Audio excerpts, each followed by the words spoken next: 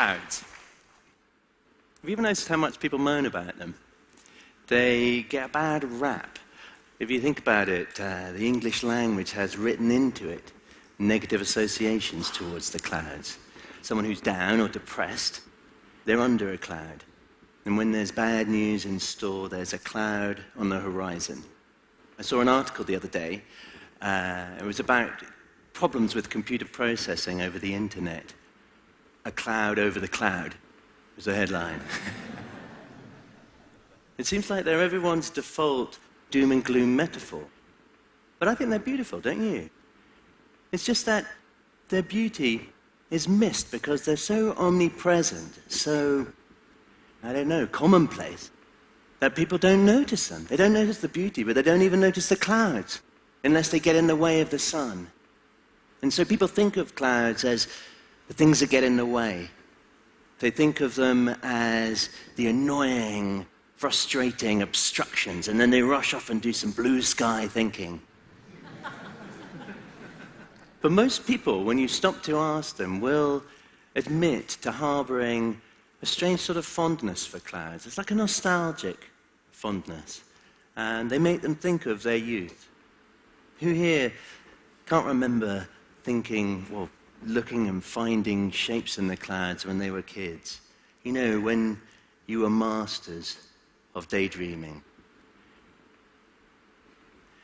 Aristophanes, the ancient Greek playwright, he described the clouds as the patron goddesses of idle fellows 2,500 years ago. And you can see what he means. It's just that these days, us adults seem reluctant to allow ourselves the indulgence of just allowing our imaginations to drift along in the breeze. And I think that's a pity. I think we should perhaps do a bit more of it. I think we should be a bit more willing, perhaps, to look at the beautiful sight of the sunlight bursting out from behind the clouds and go, wait a minute, there's two cats dancing a salsa.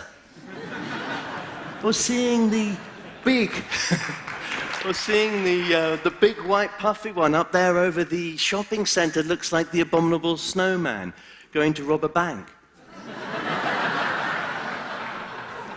They're like nature's version of those ink blot images, you know, that shrinks used to show their patients in the 60s. And I think if you consider the shapes you see in the clouds, you'll save money on psychoanalysis bills. Let's say you're in love. All right, and you look up and what do you see? Right? Or maybe the opposite. You've just been dumped by your partner and everywhere you look, it's kissing couples. Perhaps you're having a moment of existential angst. You know, you're thinking about your own mortality and there on the horizon, it's the Grim Reaper. Or maybe you see a topless sunbather. What would that mean? What would that mean? I have no idea. But one thing I do know is this. The bad press that clouds get is totally unfair. I think we should stand up for them, which is why a few years ago I started the Cloud Appreciation Society. Tens of thousands of members now, in almost 100 countries around the world. And all these photographs that I'm showing, they were sent in by members. And the society exists to remind people of this. Clouds are not something to moan about. Far from it. They are, in fact, the most diverse, evocative, poetic aspect of nature. I think if you live with your head in the clouds every now and then, it helps you keep your feet on the ground. And I want to show you why, with the help of some of my favorite types of cloud. Let's start with this one. It's the cirrus cloud, named after the Latin for a lock of hair. It's composed entirely of ice crystals cascading from the upper reaches of the troposphere. And as these ice crystals fall, they pass through different layers with different winds, and they speed up and slow down, giving the cloud these brush-stroked appearances, these brush-stroke forms known as fall streaks. And these winds up there can be very, very fierce. They can be 200 miles an hour, 300 miles an hour. These clouds are bombing along, but from all the way down here, they appear to be moving gracefully, slowly, like most clouds. And so to tune into the clouds is to slow down, to calm down. It's like a bit of everyday meditation. Those are common clouds. What about rarer ones like the lenticularis, the UFO-shaped lenticularis cloud? These clouds form in the region of mountains. When the wind rises to pass over the mountain, it can take on a wave-like path in the lee of the peak, with these clouds hovering at the crest of these invisible standing waves of air. These flying saucer-like forms. And some of the early black and white UFO photos are in fact lenticularis clouds. It's true. Little rarer are the full streak holes, right? This is when a layer is made up of very, very cold water droplets. And in one region, they start to freeze. And this freezing sets off a chain reaction which spreads outwards, with the ice crystals cascading and falling down below, giving the appearance of jellyfish tendrils down below. Rarer still, the Kelvin-Helmholtz cloud. Not a very snappy name. Needs a rebrand.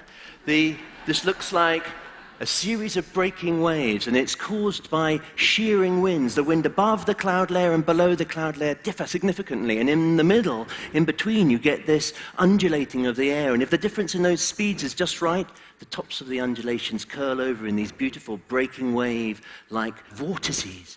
All right, those are rarer clouds than the cirrus, but they're not that rare. If you look up and you pay attention to the sky, you'll see them sooner or later. Maybe not quite as dramatic as these, but you'll see them. And you'll see them around where you live. Clouds are the most egalitarian of nature's displays because we all have a good, fantastic view of the sky. And these clouds, these rarer clouds, remind us that the exotic can be found in the everyday. Nothing's more nourishing, more stimulating to an active, inquiring mind than being surprised, being amazed. It's why we're all here at TED, right? But you don't need to rush off away from the familiar, across the world, to be surprised. You just need to step outside. Pay attention to what's so commonplace, so everyday, so mundane, that everybody else misses it. One cloud that people rarely miss is this one, the cumulonimbus storm cloud. All right? It's what produces thunder and lightning and hail. These clouds spread out at the top in this enormous anvil fashion, stretching 10 miles up into the atmosphere. They are an expression of the majestic architecture of our atmosphere. But from down below, they are the embodiment of the powerful elemental force and power that drives our atmosphere. To be there is to be connected in the driving rain and the hail, to feel connected to our atmosphere. It's to be reminded that we are creatures that inhabit this ocean of air. We don't live beneath the sky, we live within it. And that connection, that visceral connection to our atmosphere, feels to me like an antidote. It's an antidote to the growing tendency we have to feel that we can really ever experience life by watching it on a computer screen, you know, when we're in a Wi-Fi zone. But the one cloud that best expresses why cloud spotting is more valuable today than ever is this one, the cumulus cloud.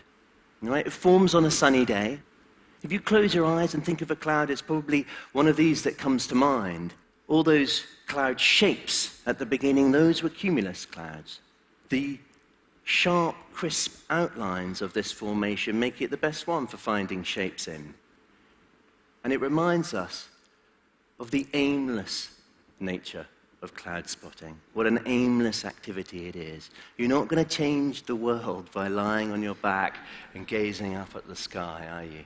It's pointless. It's a pointless activity, which is precisely why it's so important. The digital world conspires to make us feel eternally busy, perpetually busy. You know, when you're not dealing with the traditional pressures of earning a living, putting food on the table, raising a family, writing thank you letters, you have to now contend with answering a mountain of unanswered emails, updating your Facebook page, feeding your Twitter feed. And cloud spotting legitimizes doing nothing. And sometimes we need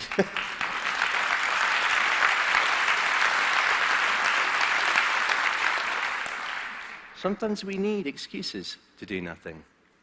We need to be reminded by these patron goddesses of idle fellows that slowing down and being in the present, not thinking about what you've got to do and what you should have done, but just being here, letting your imagination lift from the everyday concerns down here and just being in the present. It's good for you. It's good for the way you feel. It's good for your ideas. It's good for your creativity. It's good for your soul. So keep looking up. Marvel at the ephemeral beauty. And always remember to live life with your head in the clouds. Thank you very much.